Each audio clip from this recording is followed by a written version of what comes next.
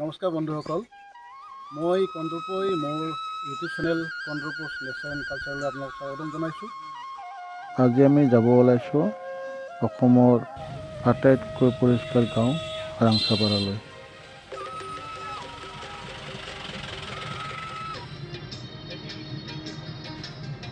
কৃষ্ণাৰ পৰা যাত্ৰা আৰম্ভ কৰি আমি বৰগোলা পালোঁ।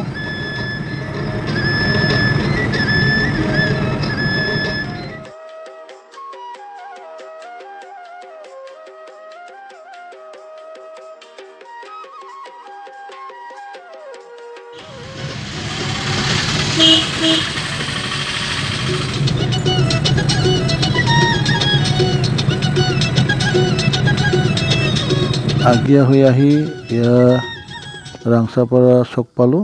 ইয়াৰ পৰা ৰাংচাপাৰালৈ 2 কিলোমিটাৰ দূৰত্ব।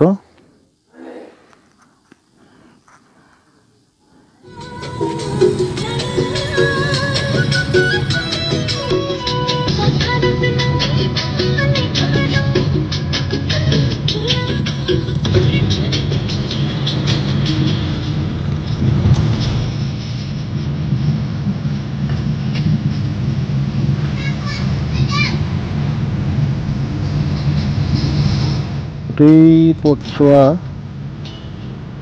গাঁৱৰ মাজে মাজে খুব সুন্দৰ পথ।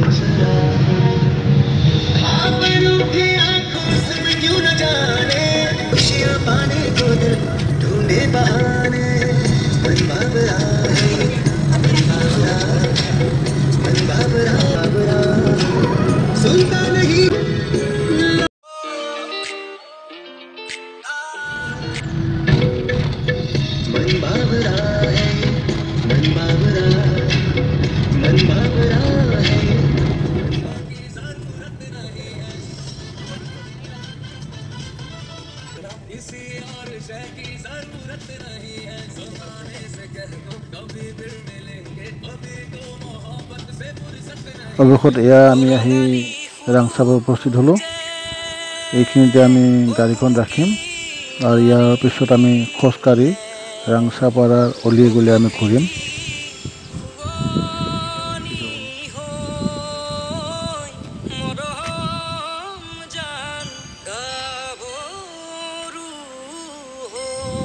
আজি আমি আহিছোঁ অসমৰ যিখন আটাইতকৈ পৰিষ্কাৰ গাঁও ৰাংচাপাৰা, তালৈ আহিছোঁ।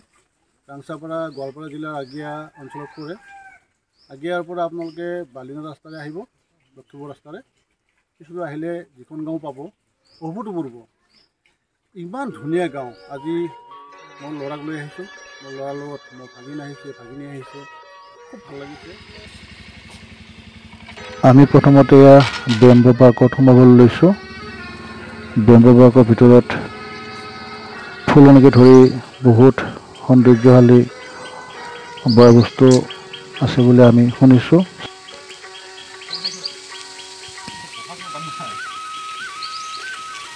বিভিন্ন গছ গছনিৰ মূৰা কাটি এনেদৰে বিভিন্ন আকৃতি দিয়া হৈছে। ইয়াত মানুহ বহিবও পাৰে আৰু ইয়াত বাঁহেৰে আৰাম চকী বনাইছে। পাৰ্ক আৰু এইখন।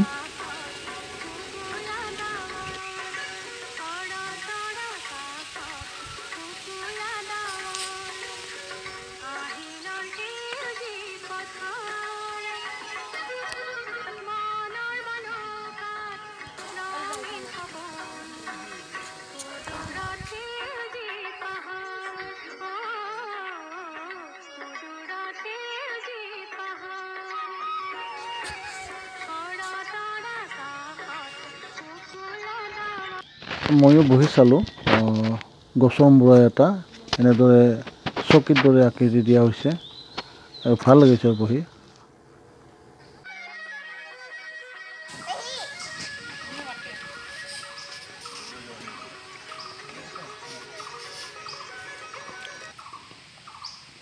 বেম্বো পাৰ্কৰ ভিতৰত জোলনাও আছে। এয়া জোলনাত ঝুলিছে মোৰ ভাগিনী, মোৰ পুত্ৰ।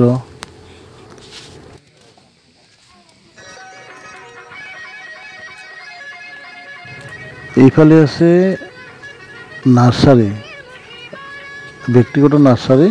এয়া আপোনালোকে চাবও পাৰে। আৰু প্ৰয়োজন বোধে ফুলৰ পুলি কিনিব পাৰিব। খুবেই ধুনীয়া ধুনীয়া ফুলৰ পুলি টাব ইত্যাদি পোৱা যায় ইয়াতে। আমি চালোঁ, ঘূৰি ঘূৰি চালোঁ। ইয়াত চোৱাৰ বাবদ কোনো টকা পইচা দিব নালাগে, মাত্ৰ আপোনালোকে প্ৰয়োজন বোধ কৰিলে কিনিব পাৰিব।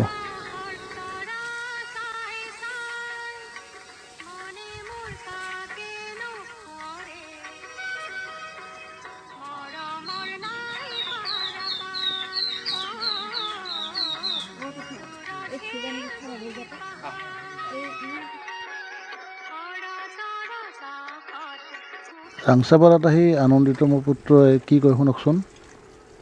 হেল্ল', আজি আমি ৰাংচাপাৰালৈ আহিছোঁ। খুবেই ভাল লাগিছে। মই, দেউতা, ভণ্টি, দাদা আমি আহিছোঁ, খুব ভাল লাগিছে। আপোনালোকেও আহক, খুব পৰিষ্কাৰ গাঁও, ইয়াত আহি ভাল পাব।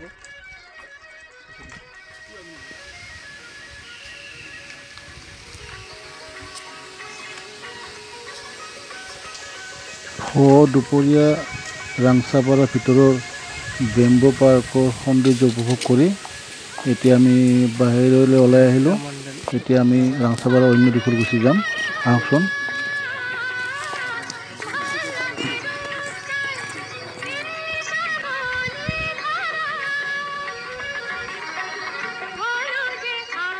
পৰিষ্কাৰ গাঁওখনৰ যিফালে চাই সিফালে আপোনালোকে দেখিব মাত্ৰ সৌন্দৰ্য, ফুলনি, চৰাই চিৰিকটিৰ মাত। খুবেই পৰিষ্কাৰ গাঁও।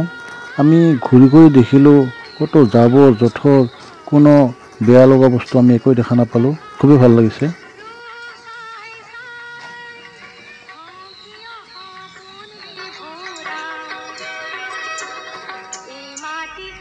তো ৰাংচাপাৰাত মই আহিলে আপোনালোকে গীৰ্জাঘৰ এটা পাব। তাত সদায় প্ৰাৰ্থনা হৈ থাকে। ভাল লাগে পৰিৱেশটো।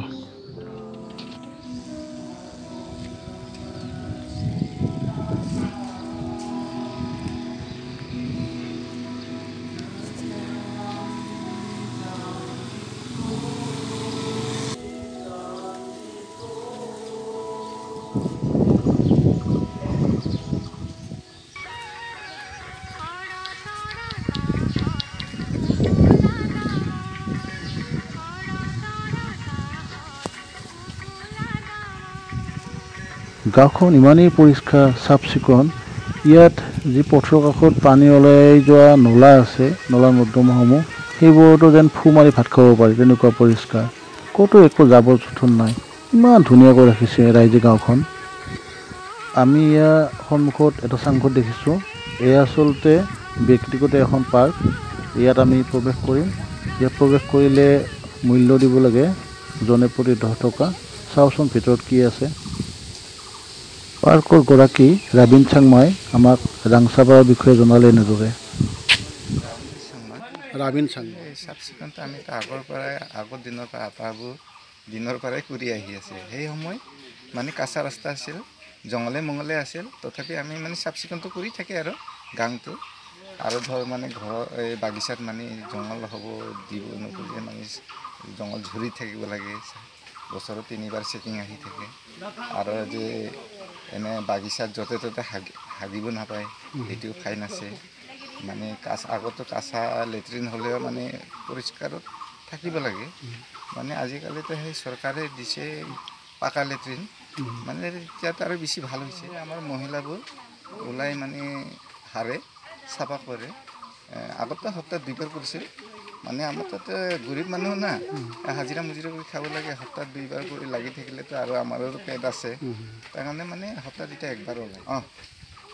মানে সেই ধৰ ৰাস্তাবোৰ চৰকাৰে বনাই দিছে, আৰু ঘৰ দি আছে, লেট্ৰিনবোৰ দি আছে, আৰু মানে গাঁৱত দি আছে টকা পইচা। সেইটো গাঁৱৰ মানুহ চলে, সকলোৱেতো নহয়। এতিয়া মানে যোনে পাৰ্ক খুলিছে, সেইটো পাৰ্কটো মোৰ পাৰ্চনেল হয়, নিজৰ হয়। মানে অলপখিনি টকা, গৰীব মানুহ, দুখীয়া মানুহ, টকা পইচা নাই। টকা পইচা থাকিলে ভাল সাজাব পাৰে, ভাল বনাব পাৰে, বা কিবা এটা আনি ইয়াত ৰাখি দিম, সেইটো পাৰে। এতিয়াতো আমি গৰীব মানুহ, অলপখিনি টকা পইচা দি বাঁহ কিনি সিদি বনালোঁ আৰু।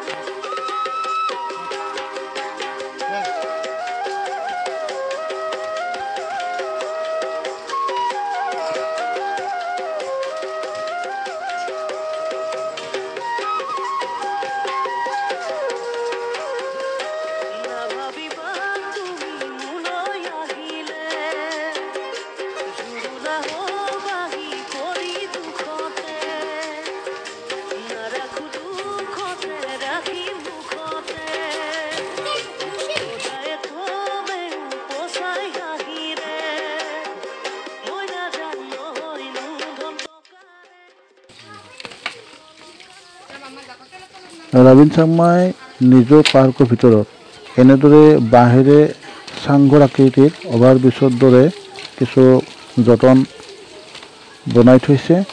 তাত আপোনালোকে উঠিব পাৰে।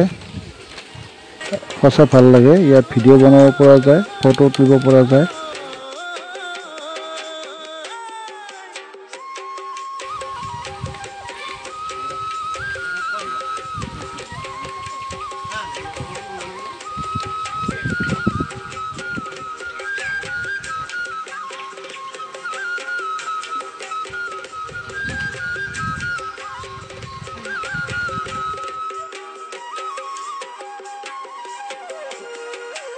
বাঁহেৰে সজা অভাৰব্ৰিজৰ তলত সেয়া আমাৰ গাড়ী চালক জৱাহৰলাল।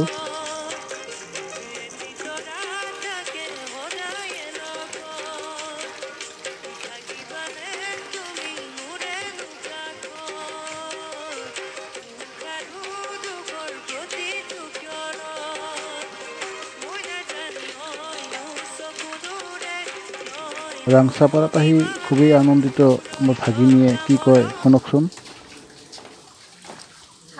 ইমান দিনে ৰাংচাপাৰা কথা শুনি আছিলোঁ। আজি ৰাংচাপাৰালৈ আহিলোঁ, মামা মই দাদা আহি খুব ভাল লাগিছে। পুত্ৰ প্ৰিন্স আৰু ভাগিন নয়নে ৰীল বনাইছে।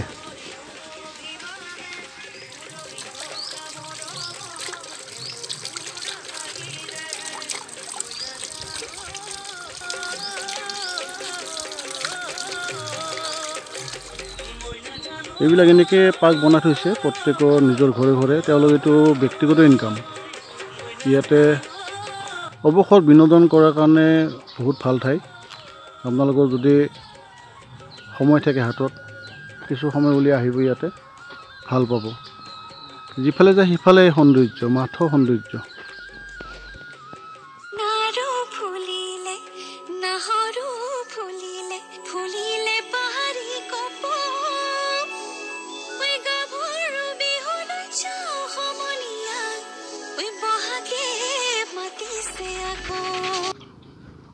আকাশত প্ৰখৰ ৰ'দ, তাৰ মাজতো এনেকৈ মানুহবিলাক ওলাই আহিছে। সকলোৰে এটা আশা, চাফ চিকুণ গাঁওখন চাব নিশ্চয় কৰে। ভৰ দুপৰীয়া ৰাংচাপাৰাত ঘূৰি ঘূৰি ভাগৰ লগত আমি কিছু জিৰণি ল'লোঁ। ইয়াৰ পিছত আমি চাহ খাবলৈ যাম।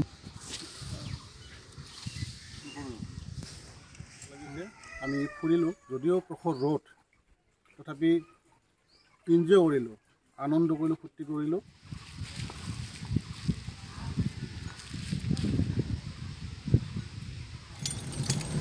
এতিয়া আমি ঘৰলৈ উভতি যাব ওলাইছোঁ। এই যোৱাৰ পৰত মোৰ ভাগিন নয়নে আপোনালোকক কিবা ক'ব শুনকচোন। হাই, আমি গোৱালপাৰা ৰাংচাপাৰালৈ আহিলোঁ। আহি বহুত ভাল লাগিল। বহুত পৰিষ্কাৰ ঠাই, ইয়াতে সকলোৱে আহিব, ভাল লাগিব আহি।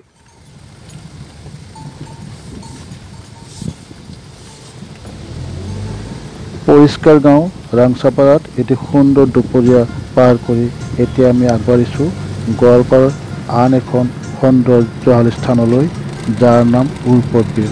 আহকচোন আমি উৰ্পদ বিললৈ আগবাঢ়োঁ।